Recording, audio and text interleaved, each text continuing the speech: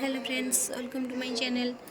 देखो आज गोटे न्यू रेसिपी नहीं आसी तो खरा दिन न हो खरार प्रकोप बहुत बढ़ला तो बहुत सारा गरम लगे तो आज गोटे इच्छा है बेलपण करने। देखो बेल को सब जगह फटे पानी रे मिक्स करा देखो ये मरीच गोलमरीच पाउडर तापर नड़िया लेंबू चीनी जहाँ तार सामग्री आम सब पकईदे पकई भलसे गोलईदे।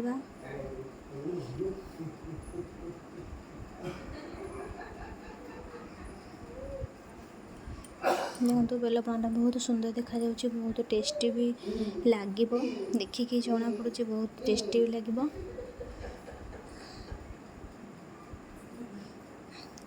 जो मैंने मो चैनल नुआ अच्छे दयाक सब्सक्राइब करूँ जो कि आप वीडियो प्रथम नोटिफिकेशन पाइबे और जो मैंने सब्सक्राइब कर बहुत बहुत धन्यवाद।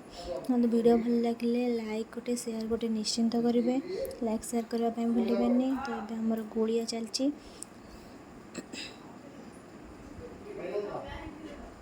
देखो कत सुंदर देखा आम आइस पकईवा आइस पकईले फ्लेवरटा बहुत भल लगे कोल्ड लगे पार्टी पीवाई।